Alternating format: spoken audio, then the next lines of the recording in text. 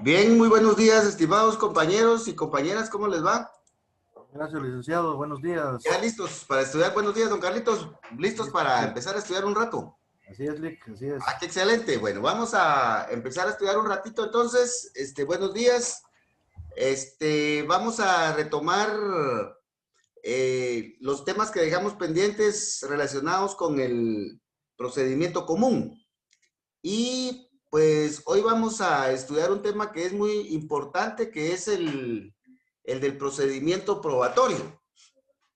Eh, el procedimiento probatorio dentro del proceso penal es una de las bases de la justicia penal en Guatemala, ya que, pues, en el proceso penal, desde la fase de investigación, así como el procedimiento intermedio y también, y sobre todo el juicio, aparte de las impugnaciones y también en la ejecución, tal vez en menor intensidad en la ejecución, lo que se discuten son tres elementos básicos, ¿verdad?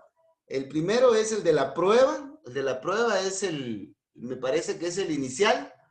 Posteriormente, y como lo vimos en la sesión anterior, es el de los hechos, la verdad y la certeza acerca de los hechos. Y también, finalmente, el de la prueba, el del derecho. Entonces, en el procedimiento penal, hay tres elementos que están en el fondo, que forman parte de la discusión en el conflicto. Y sobre esa base, el juez penal en la sentencia decide. La prueba, la prueba es la que debe de dar los hechos, ¿verdad? Y una vez el juez ya tiene los hechos, entonces aplica el derecho. Entonces tenemos prueba, hechos y derecho. Esos son los tres elementos fundamentales sobre los cuales se construye la discusión y finalmente el juez decide en la sentencia penal. Entonces vamos a empezar por la primera parte, que son que son las pruebas. Y la semana pasada pues vimos lo que son los hechos en la verdad y vimos cómo aparece esos hechos en esa verdad en el proceso, ¿verdad?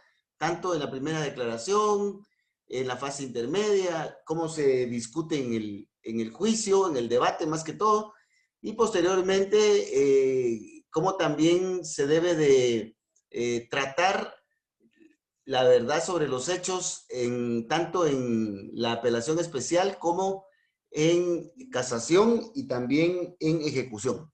Bueno, entonces vamos a empezar con los medios de prueba en la fase de investigación. Bueno, primeramente debemos de tomar en cuenta que para estudiar la prueba la podemos hacer desde diferentes perspectivas, pero me parece que son tres las perspectivas que son más importantes. La primera es desde la parte general, que es lo que hemos estudiado nosotros en la universidad, que es la teoría general de la prueba. Y para el efecto, pues aquí se estudia la prueba de manera general como en su perspectiva más amplia. De ahí que tenemos algunos temas importantes, como por ejemplo, cuáles son los principios que inspiran a la prueba, qué se prueba, con qué se prueba, qué no se prueba, cuáles son las características que deben de tener las pruebas. Este tema que es muy importante, cuál es el procedimiento probatorio, quién prueba, cómo se prueba, quién valora la prueba y para qué se valora la prueba. Entonces, todos estos temas nos dan la idea general de la importancia de la prueba, el procedimiento probatorio y el efecto que la prueba tiene en general dentro del proceso penal. Y posteriormente tenemos la otra perspectiva que es la que nos lleva a estudiar cada prueba en particular. Y en el catálogo de medios de prueba que tenemos en el Código Procesal Penal, tenemos, por ejemplo, la inspección, registro, allanamiento y secuestro, el testimonio, los peritos, el reconocimiento y los careos. Entonces, aquí tenemos las dos perspectivas iniciales y lo que siempre hemos estudiado y vamos a repasar de la prueba, ¿verdad? Pero también hay otras perspectivas, hay una nuevo análisis sobre la prueba que se refiere a la epistemología de la prueba. Y básicamente esta perspectiva es una perspectiva muy crítica acerca de la calidad de la información que llega al proceso y llega al conocimiento del juez por medio de la prueba, ¿verdad? Entonces, esta perspectiva pues es bastante compleja y seguramente ustedes la van a repasar en sus estudios de posgrado, ¿verdad? Por el momento pues vamos a profundizar un poco en la teoría general que tenemos por acá y posteriormente en cada uno de los medios de prueba. Bueno, entonces esa es la primera idea que les quiero trasladar. La segunda es que, como ya les dije, los medios de prueba en la fase de investigación y en la fase intermedia no se les llama medios de prueba o pruebas, sino que se les llama medios de investigación o medios de convicción. Entonces, en la fase de investigación y en la fase intermedia, no vamos a hablar de medios de prueba, sino medios de investigación o medios de convicción. A partir del ofrecimiento de la prueba para el debate, a partir de ahí y en el debate y en las impugnaciones y en la ejecución, ahí sí ya vamos a hablar de medios de prueba. ¿Esto por qué? Porque como vimos en la sesión anterior, el sábado pasado, la verdad no llega de una manera inmediata al proceso o no llega en las primeras etapas del proceso o en las primeras audiencias, sino que la verdad acerca de los hechos se va amalgamando, se va haciendo sólida hasta que se hace lo más confiable posible en el auto de apertura, ¿verdad? Entonces, en la fase intermedia y en la investigación, los hechos y la verdad sobre los hechos, pues es bastante discutible, ¿verdad? Entonces, es una postura de los hechos que tiene el Ministerio Público que todavía se debe discutir bastante. Por eso es de que la ley aquí al sustento probatorio de estos hechos le llama medios de investigación o medios de prueba. Es una mera hipótesis la que trabaja el Ministerio Público. Ahora, cuando ya el juez ha evaluado esa verdad y la traslada para que se discuta en el debate, entonces ahí ya estamos hablando de una verdad más sólida. Entonces, esa verdad debe de ser sustentada en medios de prueba. Estas son algunas explicaciones que se dan en la doctrina y podemos verlas reflejadas en la ley. Entonces, podemos dar esa explicación en el examen, ¿verdad? Fase de investigación y fase intermedia, medios de investigación, porque hay una hipótesis que todavía debe de ser estudiada, analizada, discutida. Mientras que ya en el debate, pues los hechos son un poquito más sólidos, ¿verdad? Y se deben de sustentar en medios de prueba. Bueno, entonces veamos ya de lleno lo que son los medios de prueba en el proceso penal. Entonces vamos a pasar a otra de nuestras diapositivas en donde tenemos desarrollado este tema. Entonces veamos acá, por favor, que tenemos la teoría general de la prueba.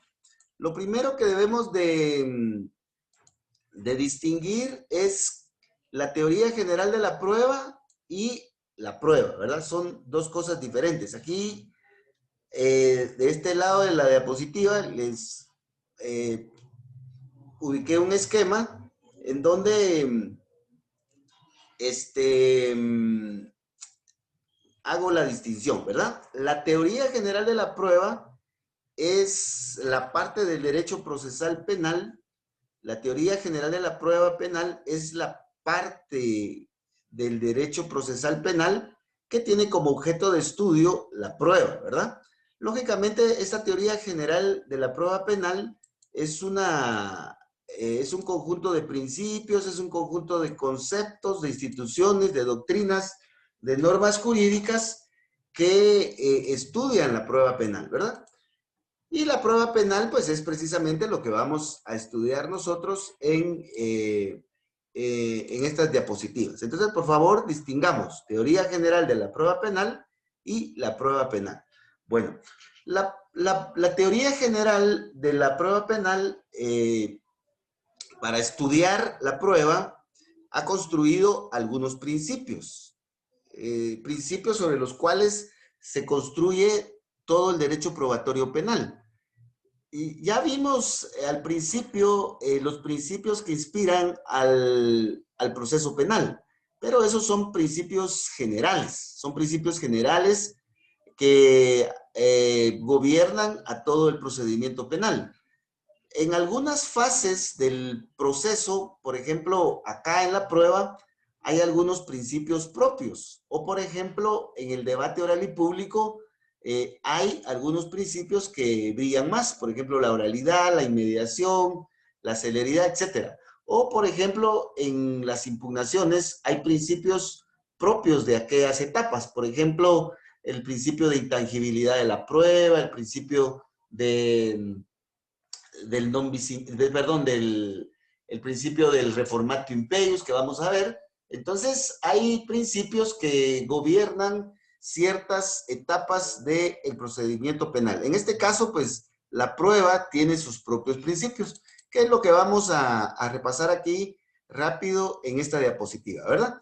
Vamos a recordar que los principios son los fundamentos o son las directrices sobre las cuales se construye la prueba en el proceso penal, especialmente por parte del Ministerio Público, quien es el que debe realizar la investigación criminal y la debe de llevar al juez, ¿verdad? Esto sin perjuicio de que el querellante adhesivo también ayude al Ministerio Público en esa actividad de investigación y sin perjuicio también de que la defensa pueda aportar sus propios medios de investigación. Pero toda esa actividad probatoria está basada en estos principios y como la actividad probatoria pues está más inclinada a que la realice el Ministerio Público, entonces estos principios están más inclinados a que los observe el MP, ¿verdad? Entonces veamos cuáles son esos principios y los tenemos básicamente en el Código Procesal Penal, también en la Ley Orgánica del Ministerio Público. Ahí tenemos estos principios. Entonces veamos en el Código Procesal Penal, en el artículo 107, ya en el 107 al también 111, ahí tenemos al Ministerio Público y los principios que rigen su actividad, y también en el 181 al 186 del procesal penal. Entonces, por favor, ahí tenemos la fundamentación legal. Tenemos el artículo 107 al 111 y del artículo 181 al 186, ¿ya? Entonces ahí tenemos estos artículos. Bueno, ¿en qué consiste? Solo permítanme un momentito.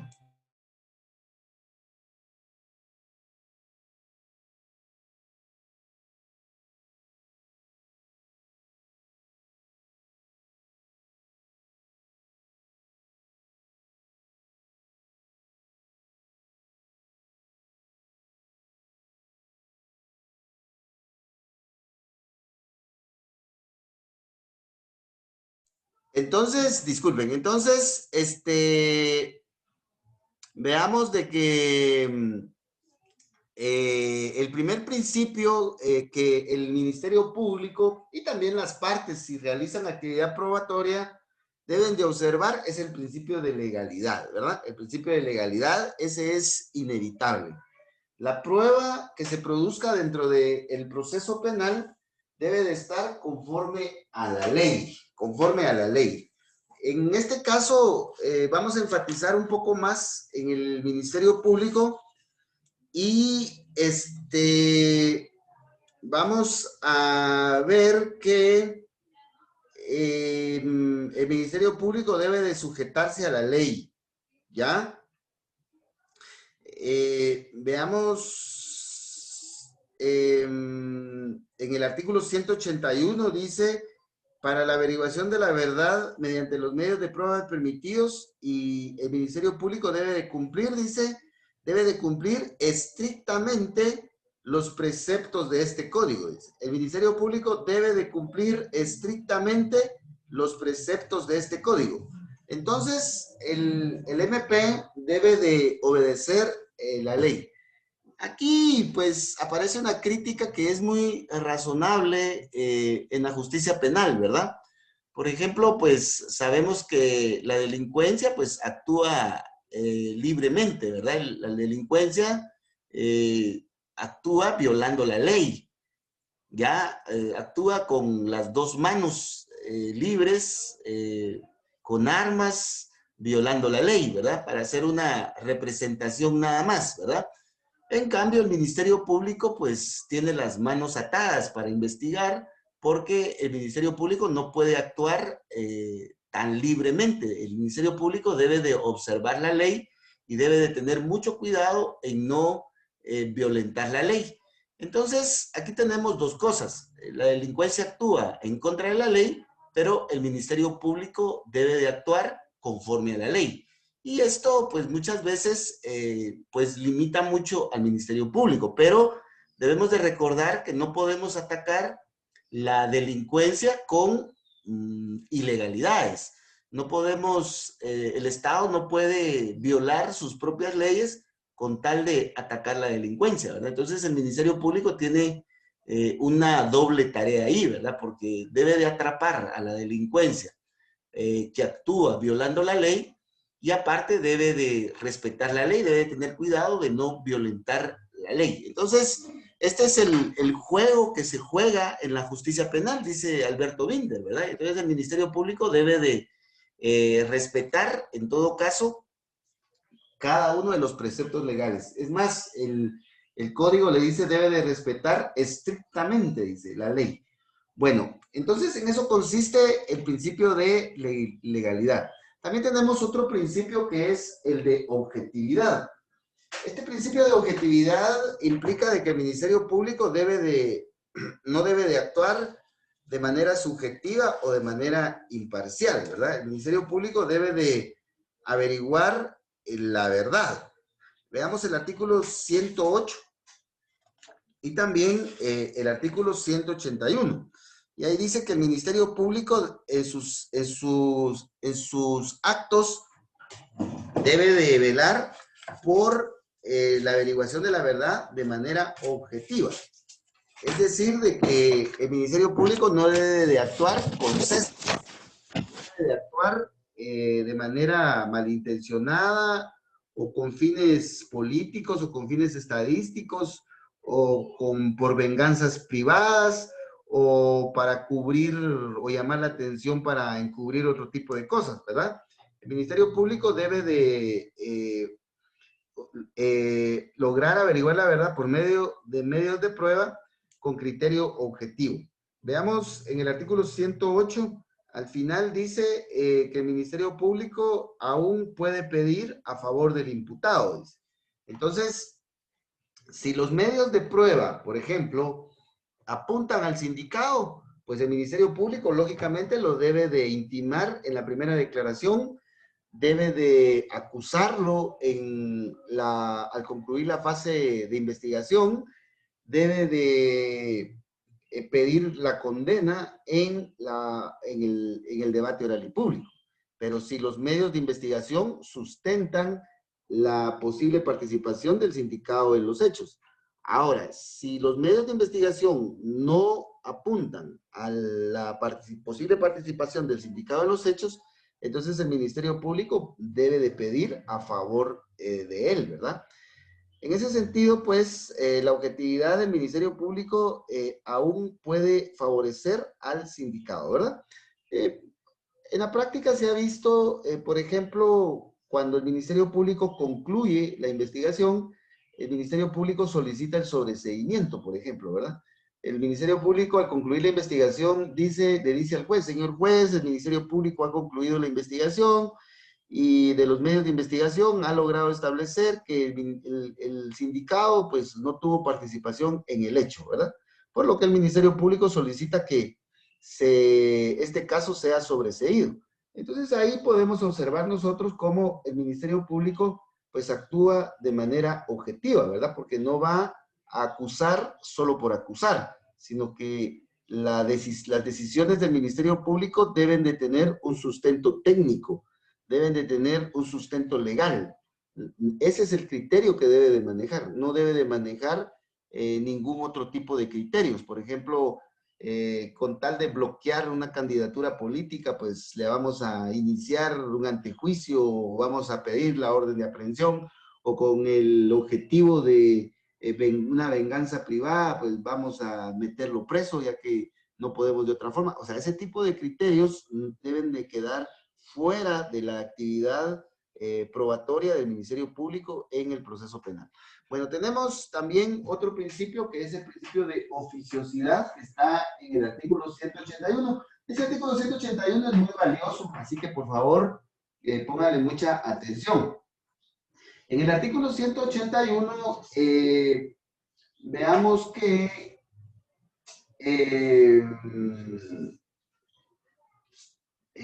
aparece que el Ministerio Público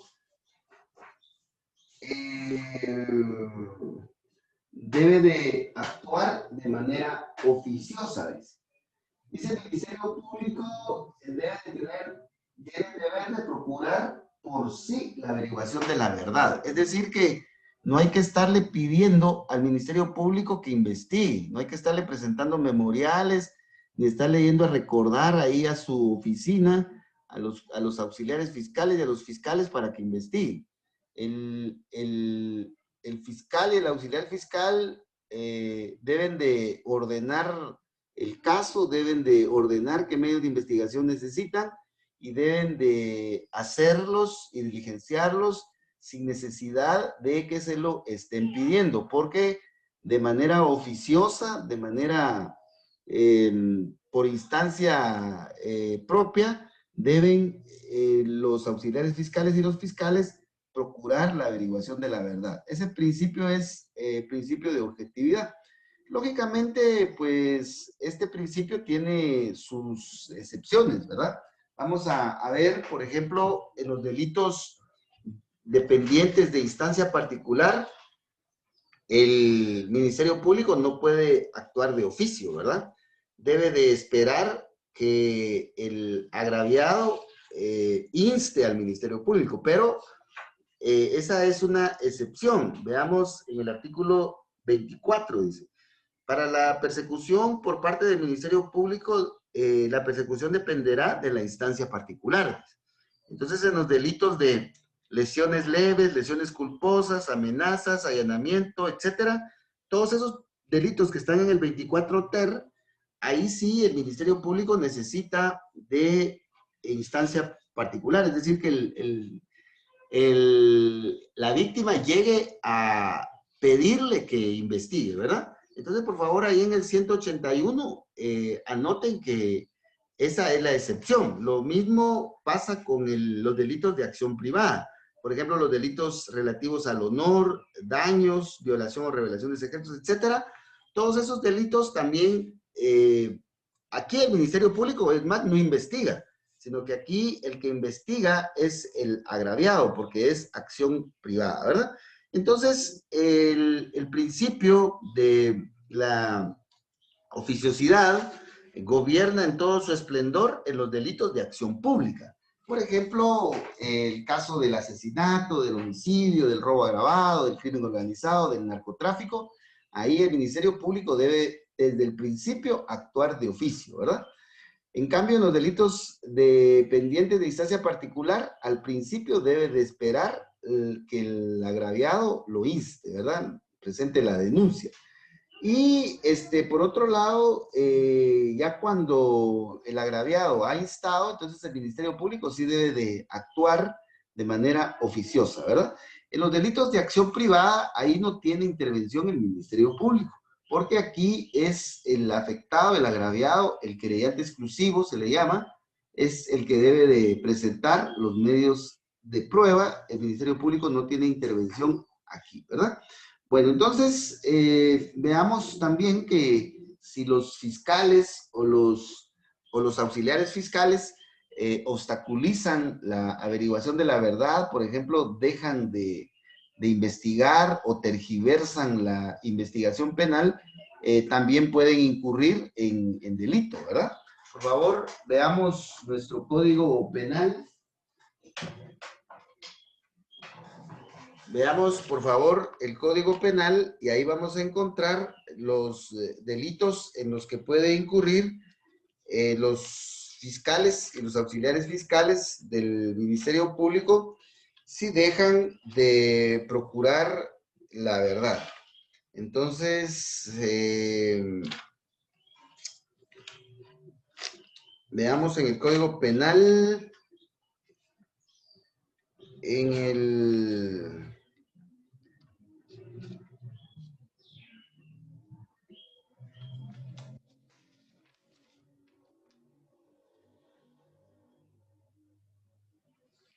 En el artículo 400, permítanme, ahorita les voy a decir.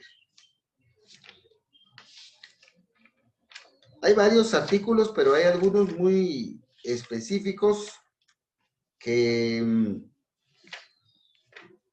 van dirigidos a los funcionarios de investigación del Ministerio Público, ¿verdad? Permítame, 400. Vamos a ver por acá.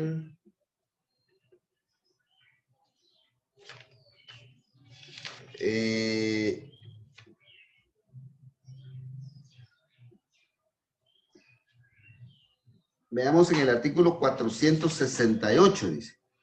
Comete el delito de retardo de justicia el juez que no diere curso a una solicitud, pero esto es para el juez, ¿verdad? Ahora veamos en el segundo párrafo. Igual sanción se aplicará al representante del Ministerio Público que a sabiendas retarde la investigación penal, dice, o el ejercicio de la acción penal. 468. Es decir, que si el auxiliar fiscal o el agente fiscal retarda la averiguación de la verdad, o no va a buscar las pruebas, puede incurrir en retardo de justicia. Ahora veamos el 469. Comete delito de denegación de justicia, dice, el funcionario o empleado público del organismo judicial, del Ministerio Público, ya que maliciosamente, dice, desvíe la investigación penal o la acción penal, dejare de promover la investigación penal de oficio, dice, o la acción penal, oculte, altere, destruya cualquier indicio o evidencia que permita establecer la comisión de un delito. Entonces, como podemos observar, los fiscales y los auxiliares fiscales deben de tener mucho cuidado porque dejar de investigar o realizar una mala investigación los puede hacer incurrir en los delitos de retardo de justicia o denegación de justicia, ¿ya? Entonces, por favor, apunten ahí en ese principio de oficiosidad, ver artículos 468, 469 del Código Penal. Entonces, hay que tener cuidado con eso, ¿verdad? Ahorita que hay convocatorias al Ministerio Público, pues hay que aprovecharlas, pero también hay que estudiar bastante y, por otro lado, pues aplicar esto obviamente en cada uno de los casos que le van asignando a uno, ¿verdad? Bueno, veamos ahora el poder coercitivo. El Ministerio Público ejerce parte del jus puniendi, ¿verdad? El Ministerio Público es poderoso, es poderosísimo. Y tiene algunas decisiones que puede tomar y que puede imponer, ¿verdad? Por ejemplo, el Ministerio Público puede citar a los testigos, ¿ya? Y si los testigos no asisten a las citaciones que el Ministerio Público les hace, entonces el Ministerio Público puede pedir su conducción, ¿verdad? Veamos el 173 del Código Procesal Penal. Ahí aparece la citación. Entonces, dice que el Ministerio Público puede citar a las personas, a los testigos, ¿verdad? O a los peritos que necesite, ¿verdad? Las citaciones y notificaciones debe realizarlas personal del Ministerio Público, del juzgado o tribunal que cita o pretende notificar. 173, ¿verdad? Y así vamos a encontrar que el Ministerio Público tiene poder coercitivo. Veamos el 110, dice, en el ejercicio de sus funciones, el MP dispondrá de los poderes que este código le autorice. Entonces, el Ministerio Público también puede ejercer cierta fuerza para realizar algunas diligencias de prueba. Si el testigo no quiere llegar, pues lo cita, y si no quiere llegar, entonces le pide al juez que ordene su conducción. Veamos el caso de la fundamentación. Este principio está en el artículo 109 del Código Procesal Penal. Cuando el Ministerio Público realiza peticiones, ya sea a favor o en contra del sindicado, o realiza cualquier petición, debe de fundamentar su petición, debe de explicar por qué lo está pidiendo. Por ejemplo, si el Ministerio Público pide en la primera declaración auto de procesamiento, debe de explicar por qué está pidiendo el auto de procesamiento. Si el Ministerio Público pide la falta de mérito, porque puede ser que en su carácter objetivo pida la falta de mérito, debe de explicar por qué pide la falta de mérito. O bien, si pide el sobreseimiento, la clausura provisional o presenta acusación, debe de indicar por qué hace esa solicitud, ¿verdad? Entonces el Ministerio Público debe de fundamentar y explicar, argumentar bien su petición, ¿verdad? Eso está regulado en el artículo 109, ese principio, pero también no es solo función del Ministerio Público, sino que es también una obligación de todas las partes. Es una obligación de todas las partes, ¿ya? Entonces, por favor, veamos que el Ministerio Público debe de fundamentar cada petición, ya sea a favor o en contra, cualquier petición que haga en relación al sindicado, ¿verdad? Y finalmente tenemos este otro principio que es el de la libertad de la prueba. Este principio es muy conocido y está regulado en el artículo 182.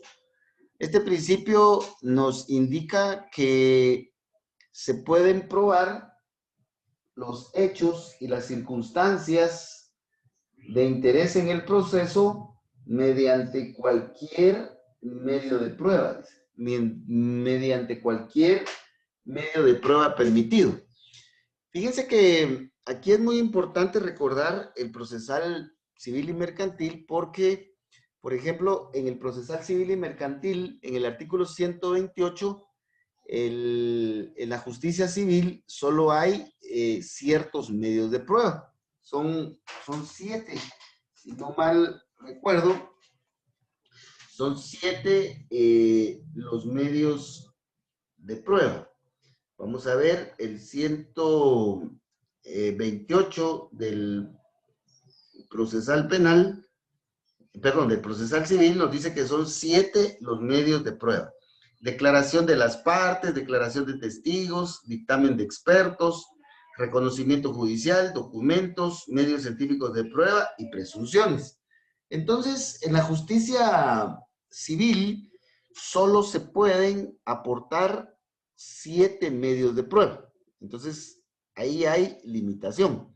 Por ejemplo, el actor puede aportar 1, 2, 3, 4, 5, 6 o 7, ¿verdad? Lo que no puede hacer es inventarse otro, ¿verdad? No puede.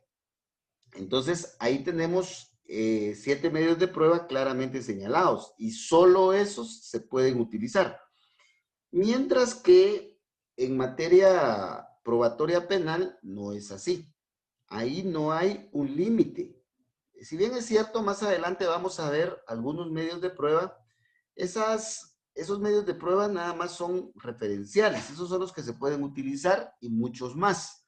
¿Pero por qué? Porque este artículo 182 del Código Procesal Penal dice que se podrán probar todos los hechos y circunstancias con cualquier medio de prueba permitido. Entonces, veamos que aquí en materia procesal penal se puede utilizar esos 7 medios de prueba, 10 medios de prueba, 20 medios de prueba, 30 medios de prueba, siempre y cuando cumplan con los requisitos de ley, ¿verdad? Bueno, este principio de libertad probatoria tiene sus límites, ¿ya? Tiene sus límites. Tiene sus límites y tiene sus excepciones, ¿ya? Bueno, la primera excepción que tenemos es en relación al estado civil de las personas, ¿ya? Esa es la primera excepción que tenemos, ¿ya? En la ley del RENAP se indica de que el estado civil de las personas solo se puede probar a través de las certificaciones que extiende el RENAP, ¿ya? Entonces, el estado civil únicamente se puede probar con las certificaciones que extiende el RENAP. Pero vamos a suponer el caso de un parricidio.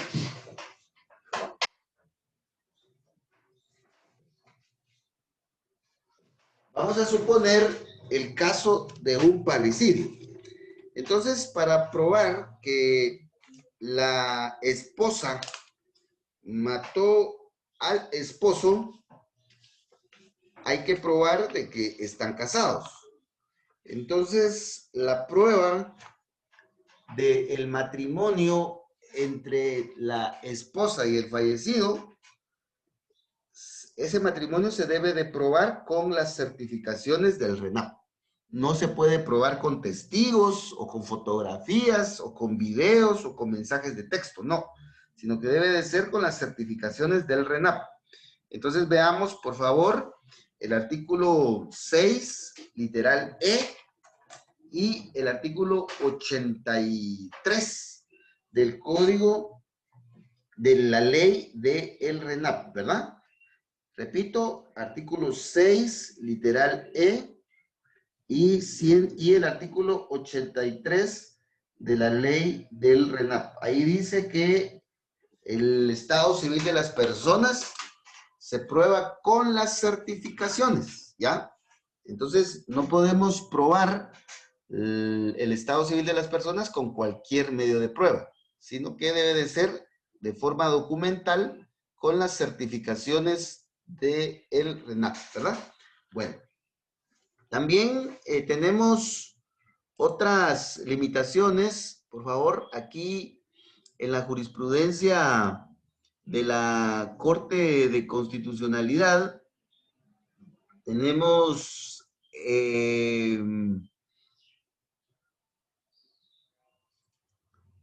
este criterio que les voy a copiar acá, en donde dice que la libertad probatoria impera en el procedimiento penal guatemalteco ya con las limitaciones establecidas en los artículos 186 y 183, 186 y 343. Este criterio está sustentado en la sentencia del 19 de septiembre del 2012 en el expediente 1560-2012. Entonces lo vamos a copiar por acá para que pues haya un poquito de mayor claridad, ¿verdad? Bueno, aquí está este principio de libertad probatoria interpretado por la Corte de Constitucionalidad Aquí tenemos el expediente, vamos a ver, el expediente 1560-2012. Expediente 1560-2012 de la Corte de Constitucionalidad, ¿verdad? Expediente Corte de Constitucionalidad, expediente 1560-2012. Entonces, la Corte de Constitucionalidad, por favor, nos dice en este criterio que en el proceso penal impera la libertad probatoria, dice, ¿ya? Y que esa libertad probatoria está regulada en el artículo 181 y 182, como ya lo vimos. Pero, por favor, pero con las limitaciones establecidas en la misma ley. Entonces, por favor, la libertad probatoria tiene límites, ¿verdad?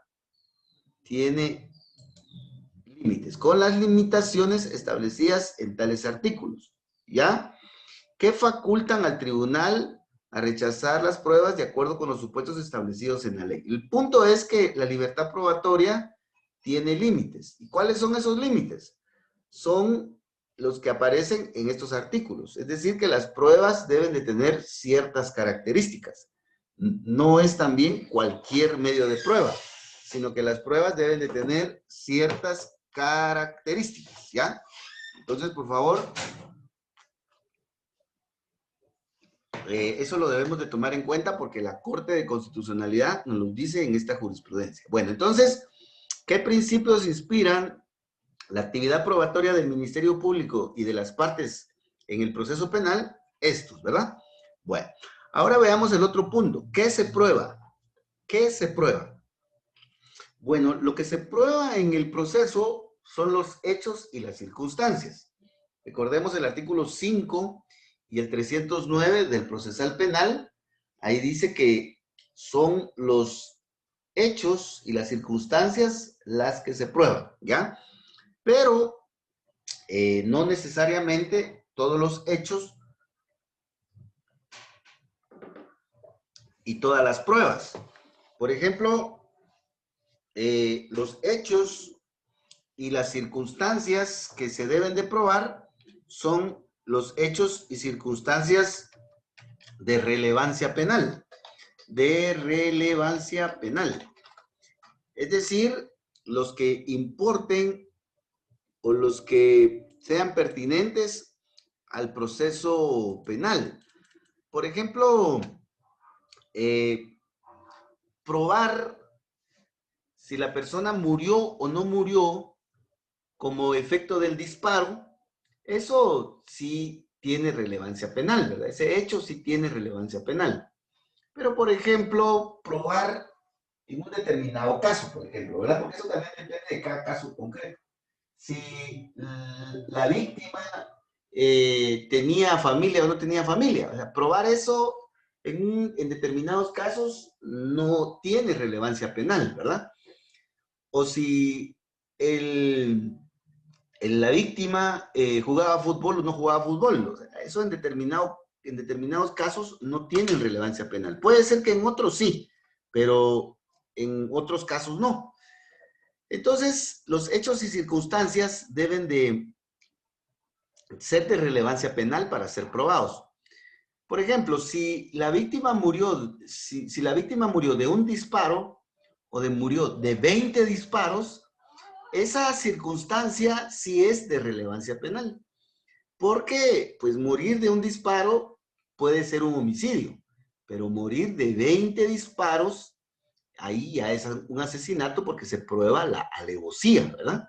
Entonces, los hechos y circunstancias que se deben de probar dentro del proceso penal deben de ser de relevancia penal, que impliquen las características que la ley diseña en los diferentes tipos penales, ¿verdad? Por ejemplo, en el levantamiento de cadáver. Ahí en el levantamiento de cadáver se caracteriza al cadáver, ¿verdad? Pero ¿por qué se caracteriza al cadáver? Esto es para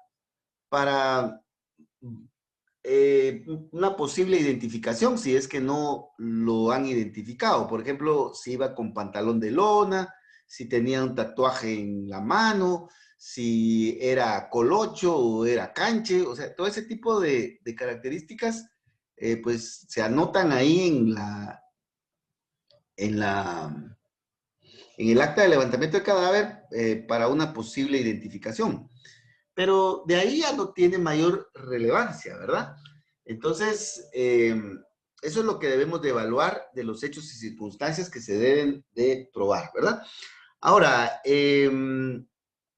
hay hechos o circunstancias que no necesariamente se deben de probar, según la doctrina. Y esos hechos son los evidentes o son los notorios, ¿verdad?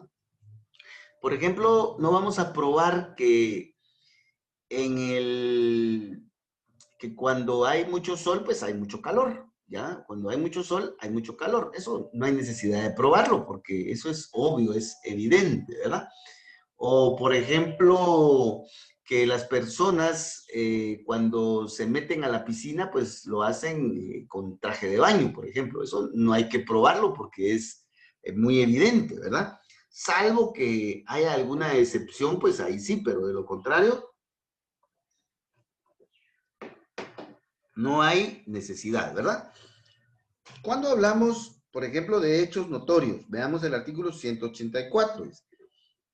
Cuando se postule un hecho como notorio, el tribunal con el acuerdo de las partes puede prescindir de la prueba ofrecida, declarándolo probado, ¿ya? Entonces, ¿cuál es el hecho notorio? Aquel que las partes aceptan, ¿verdad? Aquel que las partes aceptan. Lo que sucede es que en nuestra justicia penal no estamos acostumbrados a trabajar sobre hechos notorios, ¿ya? Todo lo queremos probar en el proceso, todo lo queremos probar, ¿verdad? Porque existe mucha desconfianza a veces en el sistema, no solo en los tribunales o en los fiscales, sino que es en el sistema en sí, en la defensa, en los abogados querellantes, es el sistema el que genera a veces mucha desconfianza. El punto concreto es de que es posible que hayan algunos hechos que las partes acuerden y que no haya necesidad de probar. Por ejemplo, en un homicidio, puede ser que el fiscal se ponga de acuerdo con el defensor y acepten los dos que el acusado estuvo en la cantina. Se viene la defensa y dice, nosotros aceptamos de que el acusado estuvo en la cantina.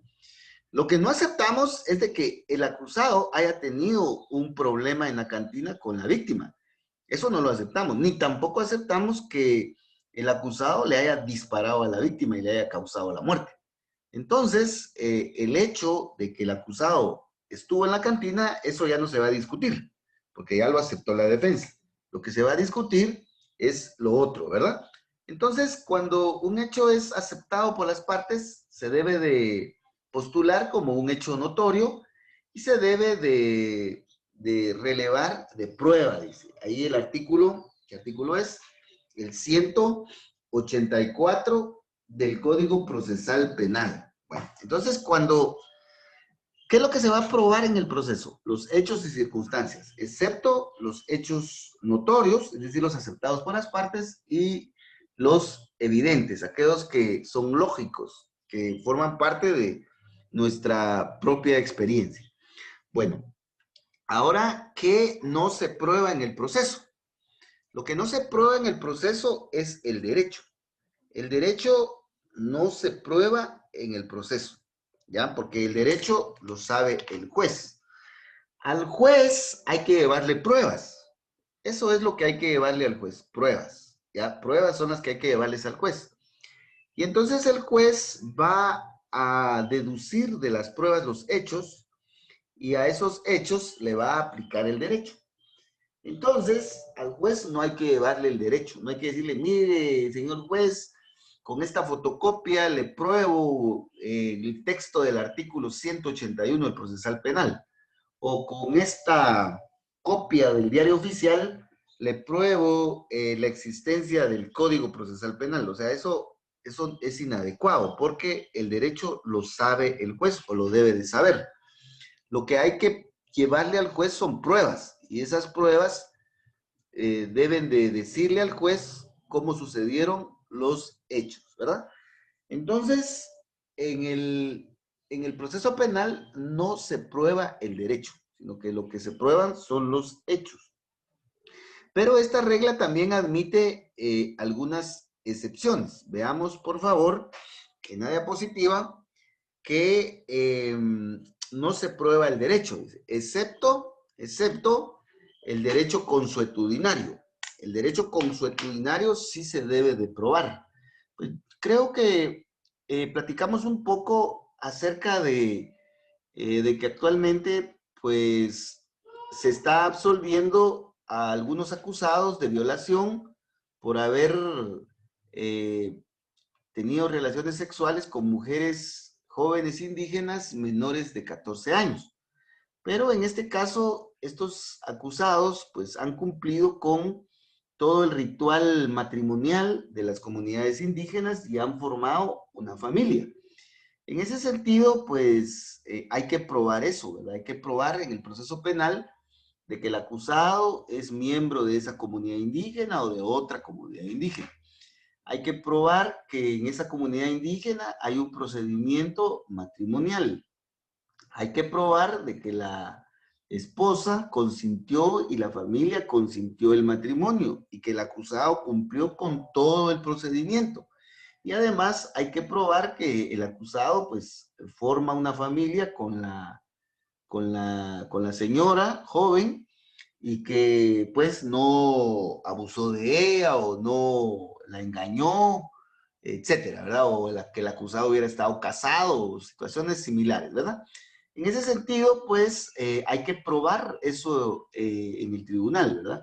Y pues afortunadamente, pues los jueces de femicidio en el caso de Alta Paz han sido muy, pero los jueces de sentencia, ¿verdad? Los jueces de sentencia han sido muy coherentes con eso y si con testigos, con peritos, aunque con el Instituto de la Defensa Pública Penal, pues ha sido con el peritaje cultural, que me parece que es el idóneo, con el peritaje cultural se prueba de que el matrimonio pues cumplió con la cultura o las reglas consuetudinarias indígenas, entonces absuelven al acusado, ¿verdad? Entonces, si vamos a llevar algún hecho relacionado con pueblos indígenas, hay que probar esas reglas consuetudinarias en el proceso penal, ¿verdad? Entonces, el derecho consuetudinario, siendo derecho, debe de ser probado, ¿verdad? Esto tiene su fundamento en la ley del organismo judicial, como ya lo vimos, ¿verdad? En la Constitución Política y también en el convenio 169 de la OIT. El derecho extranjero también debe de ser probado, ¿ya? Si necesitamos probar que, no sé si ustedes vieron ayer las noticias, pero Argentina aprobó ayer por mayoría el aborto de bebés concebidos antes de las 16 semanas, Entonces, esa fue la noticia. Si, por ejemplo, nosotros quisiéramos probar aquí en Guatemala, para los efectos penales, ¿verdad? Si nosotros quisiéramos probar de que en Argentina hay una ley que dice que las mujeres pueden abortar antes de las 16 semanas, entonces debemos de probar la existencia y la vigencia de esa ley en aquel país. Obviamente esto, si es que favorece a la acusación o a la defensa en un proceso aquí en Guatemala, ¿verdad? ¿Y cómo se prueba el derecho extranjero en Guatemala? Pues ya vimos también que en la ley del organismo judicial aparece cómo se debe de probar el derecho extranjero.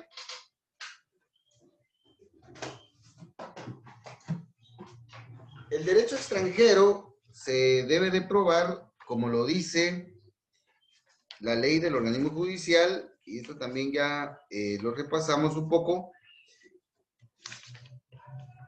Y está en el artículo, vamos a ver, documentos provenientes del extranjero.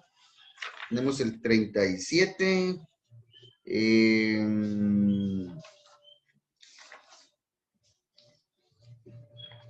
Permítame, vamos a ubicar el artículo en la ley del organismo judicial, ¿verdad? Si alguien tiene el artículo por ahí, en donde está el procedimiento para probar el derecho extranjero en Guatemala, que aquí se me perdió el artículo. Estamos en el 33. 35, creo, Rick. Ah, sí, gracias. Es el 35. Gracias, don Carlitos. Es el 35. Ahí en el artículo 35 dice que la parte que invoque derecho extranjero dice que debe de probar su texto, vigencia y sentido con la certificación de 2 abogados en ese país, ya, y pues debe de presentarse esa, sin perjuicio, dice, de que el Tribunal Nacional pueda indagar tales hechos de oficio o a solicitud de parte por la vía diplomática o por otros medios reconocidos en el derecho internacional. Entonces, con certificación de 2 abogados argentinos y obviamente con las legalizaciones consulares, se puede probar la existencia de esa nueva ley en donde se autoriza el aborto de los bebés antes de las 16 semanas en el caso de Argentina. Bueno, ¿qué más se debe de probar de la ley? La existencia de la ley. Si la discusión es si una ley penal está vigente o no está vigente, pues ahí sí se puede generar prueba, por ejemplo, con la certificación extendida por el Diario de Centroamérica de que se publicó la ley en tal fecha, por ejemplo, ¿verdad? Esto para efectos de establecer si una ley está vigente o no está vigente, ¿verdad? Pero fuera de esos casos no es posible probar el derecho. No podemos decir, aquí le traigo una fotocopia del artículo 10 del Código Penal para probar la existencia del principio de causalidad, por ejemplo, ¿verdad? Eso sería totalmente inadecuado. Entonces, ¿qué se prueba en el proceso? Los hechos y circunstancias de relevancia penal, excepto los evidentes y los notorios. ¿Qué no se prueba? El derecho, excepto estos casos que recientemente vimos. Bueno, ¿con qué se prueba? ¿Con qué se prueba? Se prueba con los medios de prueba. Los medios de prueba son los que nos sirven para convencer al juez de que estamos diciendo la verdad o lo que está diciendo la otra parte es falso, ¿verdad? Entonces, con los medios de prueba convencemos al juez, ¿verdad? Los medios de prueba. Los medios de prueba son los instrumentos o medios por los cuales se introduce al proceso penal información en relación a un hecho punible, a efecto de establecer la verdad o la falsedad de ese hecho. ¿Cuáles son esos medios de prueba? Pues tenemos los testimonios, tenemos los peritajes, los documentos, los objetos. O sea, hay una serie de medios de prueba, pero en general, estos medios de prueba son los instrumentos, formas o medios por los que se afirma ante el juez la veracidad o la falsedad de un hecho. Por ejemplo, el Ministerio Público puede indicar que con los testigos A y B va a probar o ya probó que el acusado disparó el arma en contra de la víctima, indicando que esa es la verdad, ¿verdad? La verdad de los hechos.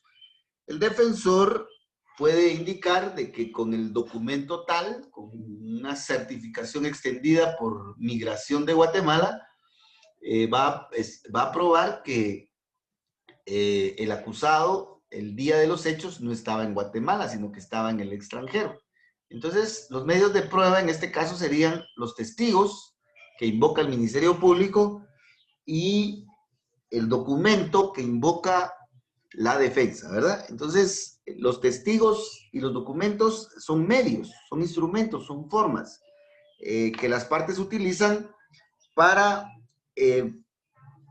probar un hecho en cuanto a su verdad o falsedad, ¿verdad? Y convencer al juez de esa veracidad o de esa falsedad. La Corte de Constitucionalidad también se ha pronunciado en relación a qué es la prueba y el derecho probatorio. Veamos acá en esta misma jurisprudencia, este fallo es muy importante. Fíjense que la Corte de Constitucionalidad nos ha definido qué es el derecho probatorio y qué es la prueba. Vamos a copiar esto por acá y lo vamos a llevar aquí a nuestra diapositiva. Vamos a ver, aquí tenemos. Bueno, el derecho probatorio ya lo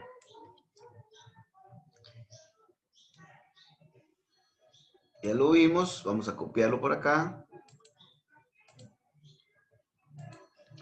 Vamos a llevar esto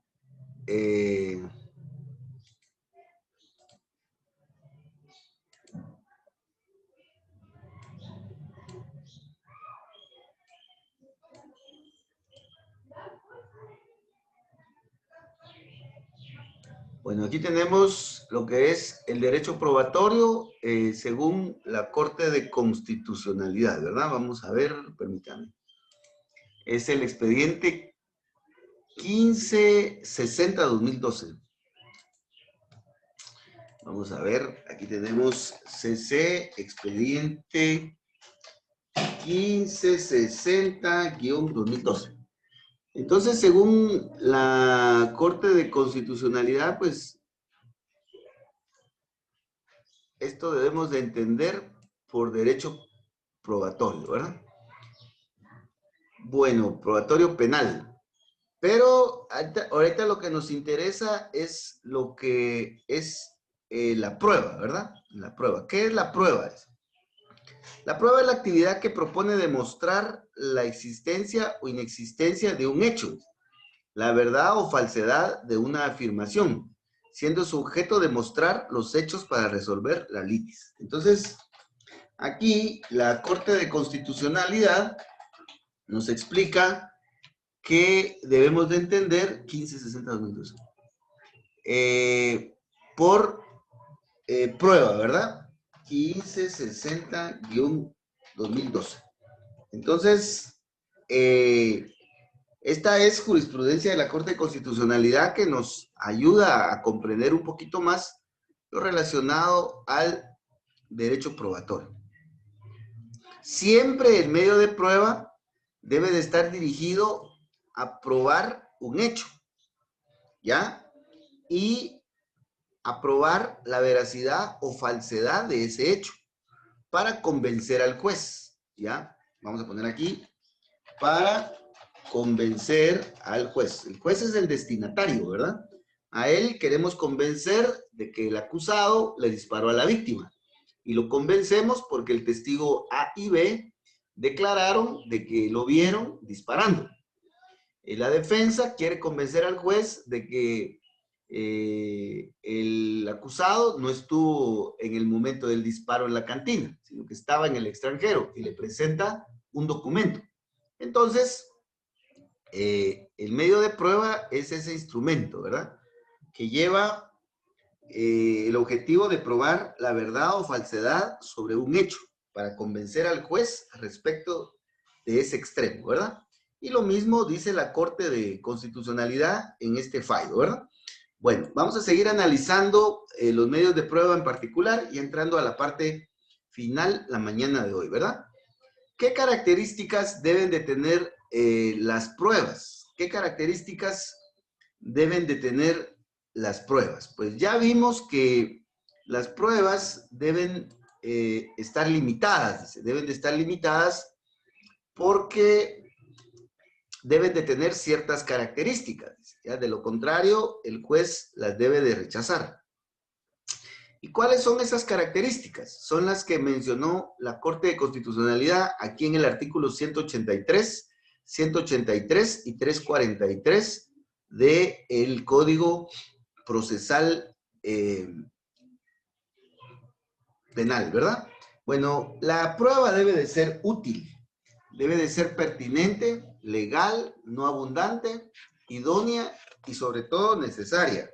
Eso es lo que dice el artículo 183. Un medio de prueba para ser admitido debe referirse directa o indirectamente al objeto de la averiguación. Eso es pertinencia, ¿verdad? Ser útil para la averiguación de la verdad. Entonces aquí en el artículo 183 tenemos la pertinencia y la utilidad de la prueba. Y veamos en el 343. 183 y 343. En el 343 dice que la prueba no debe ser abundante, debe de ser necesaria, pertinente y legal. Pero también la prueba debe de ser idónea, ¿verdad? Adecuada para probar tal extremo. Entonces, es cierto que tenemos libertad probatoria. Podemos llevar cualquier medio de prueba para probar cualquier hecho o circunstancia de relevancia penal. Pero la prueba debe de tener estas características. Útil. Debe de ayudar a la averiguación de la verdad. Por ejemplo, un testigo que diga que vio cuando el acusado le disparó a la víctima, pues es un testigo útil, porque está diciendo el momento en el que, el hecho en el momento en el que le causaron la muerte a la víctima. Ese sería un testigo útil. Pero un testigo que llegue a declarar que el acusado en la escuela primaria era el abanderado, ese medio de prueba sería inútil porque no ayuda a averiguar la verdad. Prueba pertinente es la relacionada con el hecho. Entonces, si hay un video en donde se graba el momento del disparo, pues entonces ahí, o que reproduce el momento del disparo, pues esa prueba es pertinente, ¿verdad? Porque está relacionada con el hecho. Pero si hay un video en donde el acusado está jugando fútbol, entonces, ¿qué tiene que ver ese video con el hecho? Nada. Entonces, ese segundo video sería impertinente. Pues estoy poniendo ejemplos así muy sencillos para tener clara la idea, ¿verdad? Pero esto también depende de muchas otras cosas en los casos concretos. La prueba debe de ser legal. Veamos el artículo 186 y ahí se indica que el Ministerio Público debe de obtener la prueba de acuerdo a la ley y la debe de incorporar de acuerdo a la ley. Y en el 183 dice que el Ministerio Público debe de respetar la ley evitando cualquier acto ilegal. Por ejemplo, la tortura, la indebida intromisión a la intimidad del domicilio, la correspondencia, las comunicaciones, los papeles y los archivos privados. Entonces, el Ministerio Público debe de respetar al obtener la prueba todas estas prohibiciones, pero también para incorporar la prueba, el Ministerio Público debe de respetar la ley, es decir, debe de utilizar el procedimiento adecuado. Por ejemplo, si el Ministerio Público va a ir a incautar drogas y va a hacer un allanamiento, pues no puede entrar antes de las 6 de la mañana. Antes de las 6 de la mañana no puede entrar, ni permanecer o entrar después de las 6 de la tarde. Eso quiere decir que el MP debe de respetar en el allanamiento la intimidad y el domicilio de las personas de 6 de la tarde de un día a 6 de la mañana del día siguiente. Entonces el Ministerio Público solo tiene de 6 de la mañana a 6 de la tarde del mismo día para poder realizar los allanamientos. Si el Ministerio Público entra a la residencia a las 2 de la madrugada, por ejemplo, y obtiene la droga, esa sería una obtención ilegal. Sería una obtención ilegal, ¿ya? Lo mismo sucede con la prueba, ¿verdad? El Ministerio Público debe de presentar la prueba en las oportunidades que la ley le permite, no antes o después. Por ejemplo, en la primera declaración, el Ministerio Público, al hacer la intimación, ¿se recuerdan el artículo 182? Ahí dice que el Ministerio Público debe de mencionar los medios de investigación en que funda la intimación. Entonces, en ese momento es en el cual el Ministerio Público debe de individualizar y aportar los medios de prueba y presentárselos al juez, ¿verdad? Si no lo hace en ese momento, el juez no los va a tomar en cuenta después para tomar la decisión, porque lógicamente la audiencia pues ya finalizó. Entonces, el MP se debe de preocupar de dos cosas: de obtener la prueba legalmente y de incorporarla al proceso legalmente. Entonces, para eso hay que saber de procedimientos en cada medio de prueba, que es lo que vamos a ver enseguida, ¿verdad? Bueno, la ley, la prueba debe de ser no abundante, o sea que se debe de llevar la prueba elemental. Vamos a suponer que el acusado le disparó a la víctima cuando estaban en una discoteca y que todos los que están en la discoteca vieron el momento del disparo. Y los que estaban en la discoteca eran 50 personas. Las 50 personas vieron cuando el acusado le disparó a la víctima. Bueno, en este caso no vamos a llevar a los 50 testigos a declarar, ¿verdad?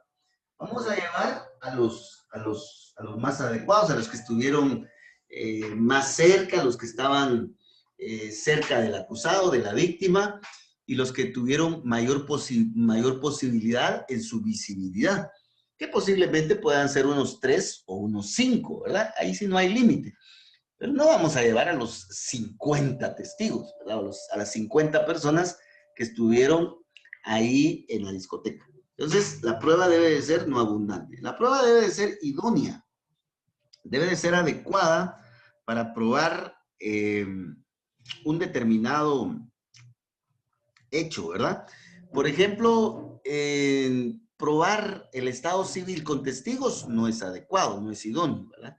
¿Cuál es la prueba idónea ahí? La prueba idónea es la certificación del RENAC, ¿verdad? O, por ejemplo, probar la paternidad, por ejemplo, en un caso de violación, la paternidad del producto de una violación. Decir, miren, vamos a hacer un reconocimiento judicial para probar la paternidad del violador con el hijo de la víctima.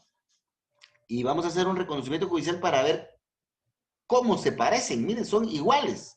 Mismo color de cabello, mismo color de los ojos. O sea, esa sería una prueba totalmente inadecuada, ¿verdad? No idónea. Porque la prueba idónea en ese caso sería un peritaje de ADN, ¿verdad? Y debe de ser la prueba mínima, ¿verdad? Como les digo, no vamos a llevar a los 50 testigos, sino que vamos a llevar unos 3 testigos o 5 de los que estaban más cerca que puedan declarar sobre un determinado hecho. Antes la ley, o por ejemplo en el procedimiento civil, sí se menciona cuántos testigos pueden probar determinados hechos. Pero eso sucede en el procedimiento civil.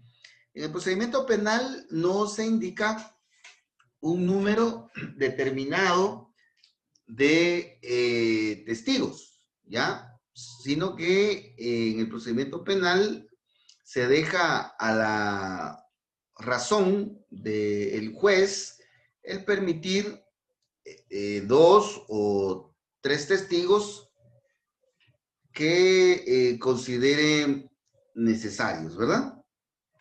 Entonces,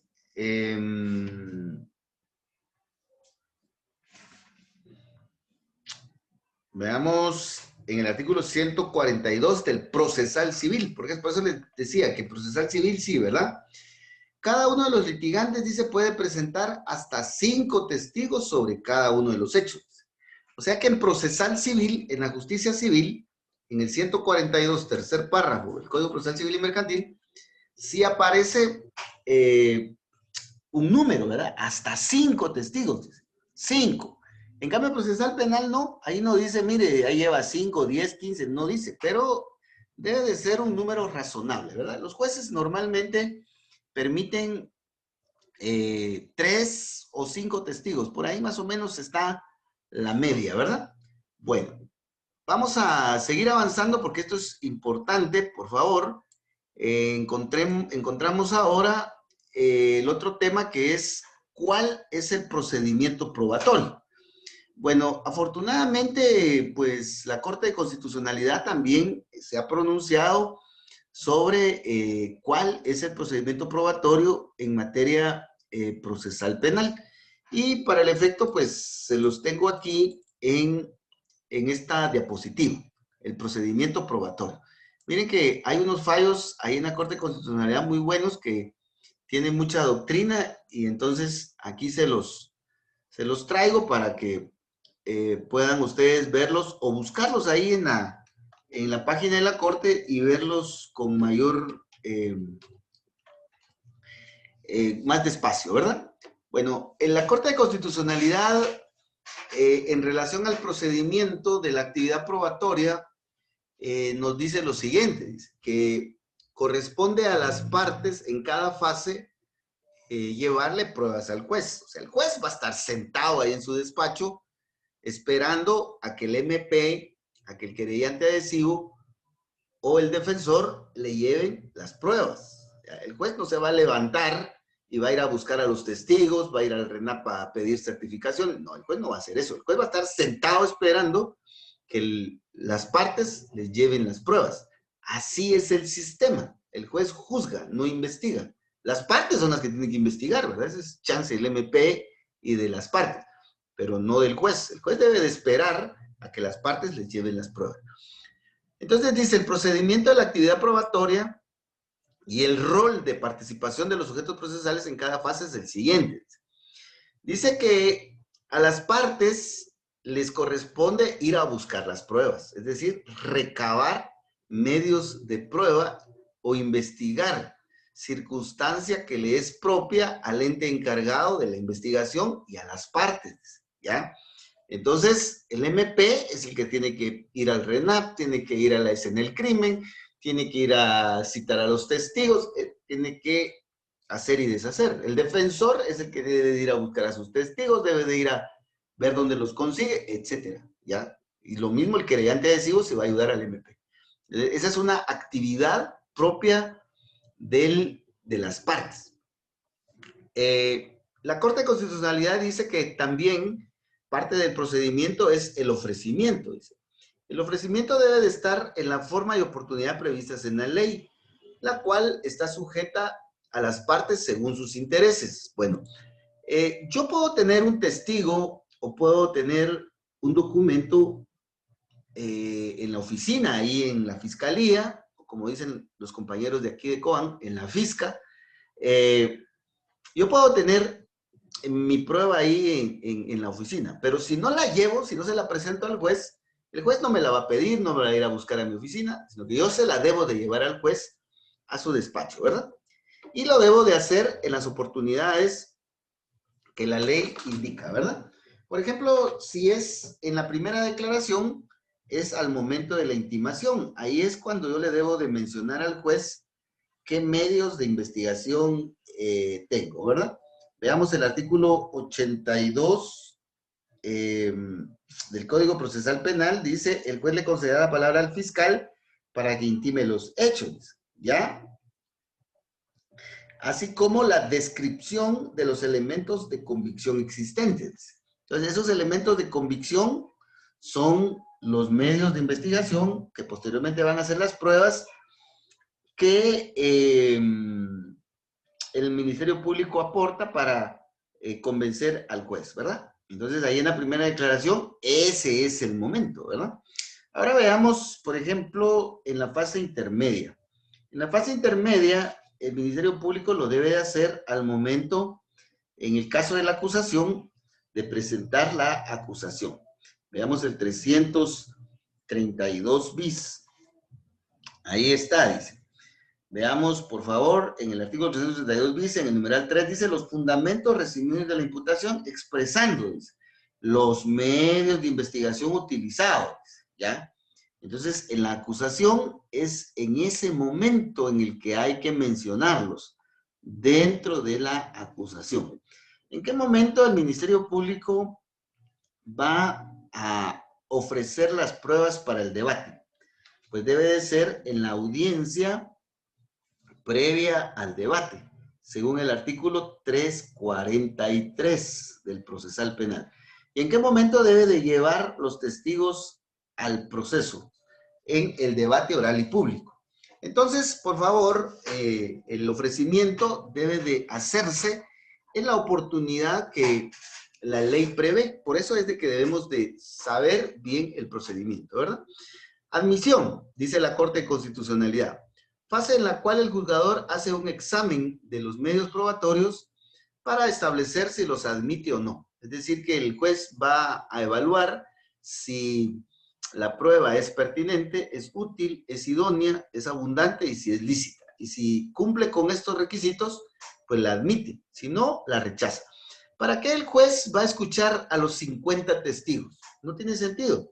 El juez de entrada puede decir, miren, yo no voy a estar escuchando 50 testigos y todos van a venir a declarar de que vieron cuando el acusado le disparó a la víctima. No, señor fiscal, escoja 5, a los mejores, y a ellos voy a escuchar, pero a los demás no. ¿Ya? Entonces, el juez en la admisión lo que va a generar es un control para optimizar los recursos al momento del debate. Reproducción o incorporación al proceso durante el debate.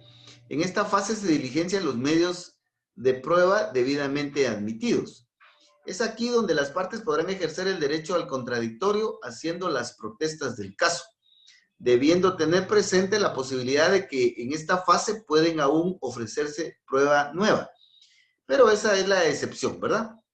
Entonces, llega un momento en el que la prueba debe de ser reproducida en el debate. Eso va a depender de la naturaleza de la prueba y también de la etapa del proceso en la que nos encontremos. Por ejemplo, el Ministerio Público, para llevarle el testimonio del testigo al juez en la fase de investigación o en la fase intermedia, pues lo hace a través de actas, las que se conocen como actas ministeriales, ¿verdad?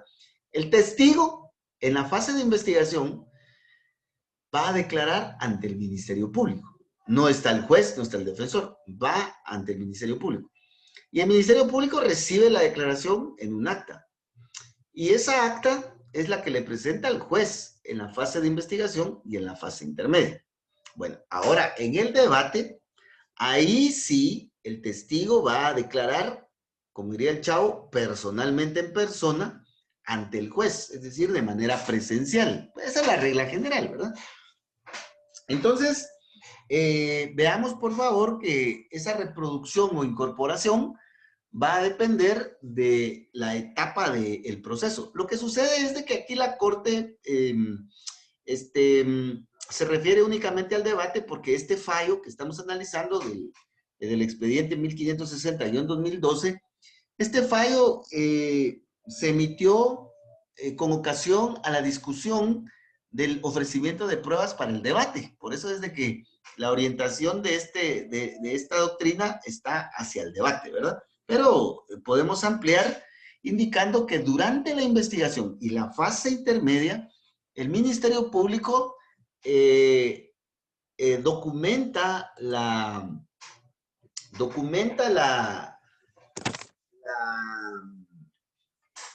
declaración del testigo, por ejemplo, en un acta, y es el acta la que le lleva al juez en estas dos etapas. Y ya en el debate es cuando el testigo llega a declarar, ¿verdad? Bueno, Veamos que ¿para qué se le llevan las pruebas al juez? Para que el juez las valore, ¿verdad? Dice, valoración se refiere al valor que el juez le proporcionará a las pruebas conforme a la sana crítica razonada, experiencia lógica y ciencia, dice. A cada medio de prueba para la emisión y pronunciamiento de la sentencia respectiva. Entonces, por favor, este tema de la valoración lo vamos a ver más adelante, pero el juez al final debe de decir, bueno, ¿yo le creo o no le creo a este testigo? Bueno, sí le creo, pero ¿por qué le voy a creer a este testigo? ¿Ya? O puede el juez decir, no le creo, pero ¿por qué no le voy a creer a ese testigo? Bueno, no le creo al testigo porque en primer lugar se mostró muy nervioso. No le creo porque titubeó. No le creo porque lo veía inseguro. No le creo porque se contradijo. Primero dijo esto, después dijo lo otro. No le creo porque es amigo del acusado. Entonces el juez empieza a pensar y a explicar por qué no le cree al testigo. Y finalmente concluye, no le creo, ¿verdad? O puede ser que el juez diga, yo sí le creo al testigo, pues le creo porque es un sacerdote católico y ellos pues casi no mienten.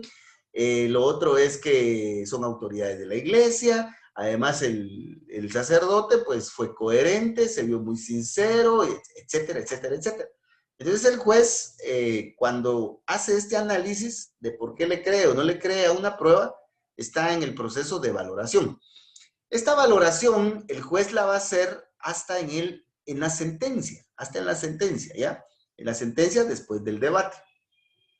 Pero antes, en la etapa intermedia y en la etapa de investigación, el juez aprecia la prueba. Es decir, no llega a un análisis tan profundo como lo hace en la valoración, pero sí hace un análisis apreciando la prueba por medios racionales para establecer si la prueba pues genera datos confiables, ¿verdad? Para tomar una decisión. Entonces, la valoración la vamos a dejar para la sentencia después del debate. Pero eso no quiere decir que el juez no haga un análisis en la fase de investigación y en la fase intermedia. Pero a ese análisis no se le llama valoración, sino que se le llama apreciación de la prueba, ¿verdad? La misma Corte de Constitucionalidad lo dice en sus fallos, ¿verdad? Bueno, entonces, por favor, veamos que este fallo y esta parte es muy pertinente para nuestro estudio, ¿verdad? Bueno, ¿cuál es el procedimiento probatorio? Ya, entonces la Corte nos dice que es este, pero con las adaptaciones que ya les he estado comentando, ¿verdad? Bueno, de nuestra propia cosecha, no copiando de la Corte, porque lo que vimos en el fallo es lo que la Corte de Constitucionalidad dijo, un poco de nuestra propia cosecha nos dice de que va a depender de la etapa del proceso, ¿verdad? La obtención e incorporación de la prueba. Como ya dijimos, en la fase de investigación, el Ministerio Público va, busca la prueba, la obtiene, la captura, ¿ya? De forma legal. No puede actuar de manera ilegal. No puede entrar a la casa a las 3 de la mañana, sería ilegal. No puede torturar a un testigo para sacarle la verdad, eso sería ilegal. Entonces, el Ministerio Público debe de obtener la prueba de manera legal. Y lo mismo el defensor, ¿verdad?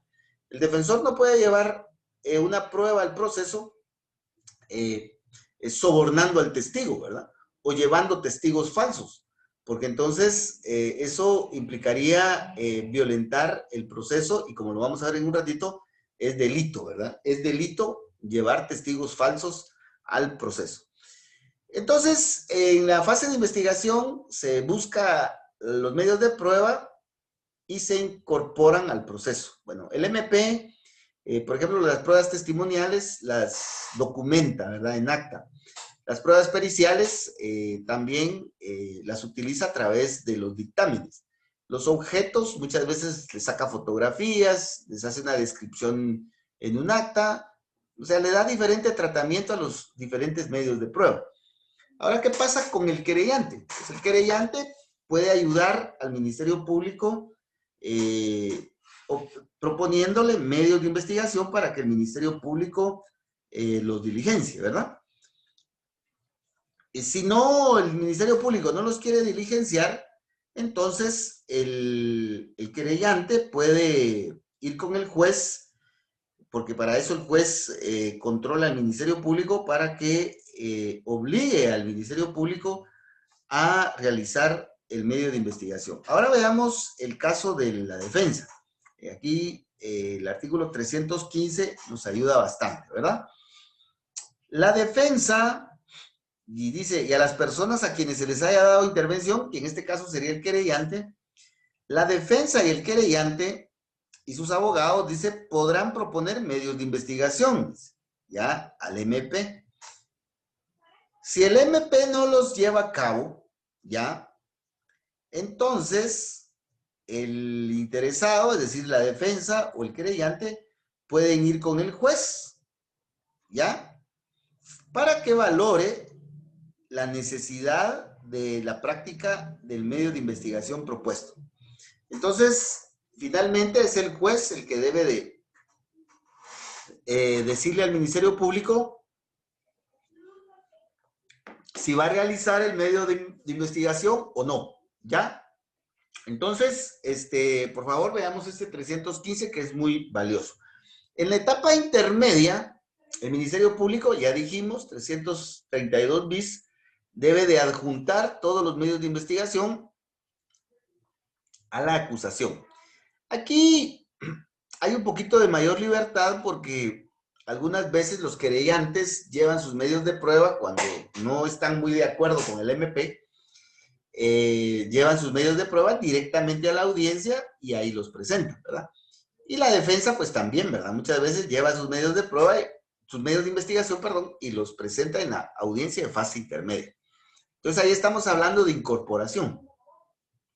Puede ser también que el ministerio, en el ofrecimiento de pruebas para el debate, las partes ofrezcan sus pruebas para el debate en la audiencia, ¿verdad? Para ese efecto, veamos el artículo 343. En esa audiencia del 343 es exclusiva para ofrecer las pruebas para el debate. Entonces el Ministerio Público va a ofrecer, solo va a mencionar nombre de testigos y peritos, su documento de identificación y sobre qué va a declarar para saber si es útil o pertinente su declaración. En ese sentido, vamos a encontrar que el juez debe de evaluar esta parte, ¿verdad?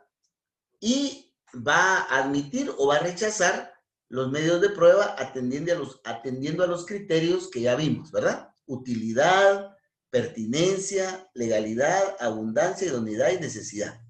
Bueno, solo las pruebas admitidas son las que se van a diligenciar en el debate. Veamos por favor el debate, donde dice desarrollo. En el 368 tenemos el artículo 375. En el debate, ya vamos a finalizar, ya estamos a 5 minutitos.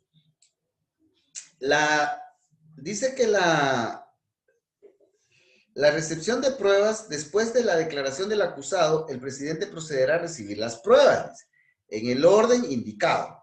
Peritos, testigos, otros medios de prueba y nuevos medios de prueba.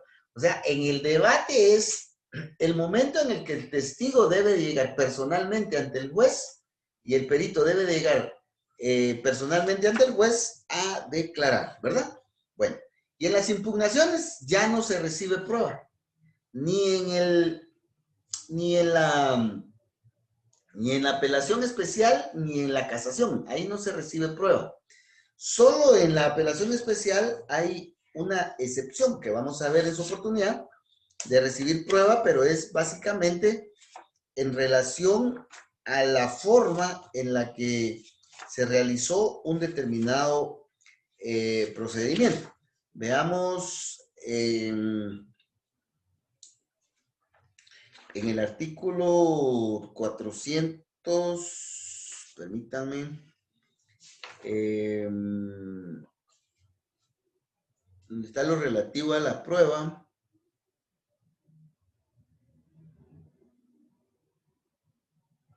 428, dice.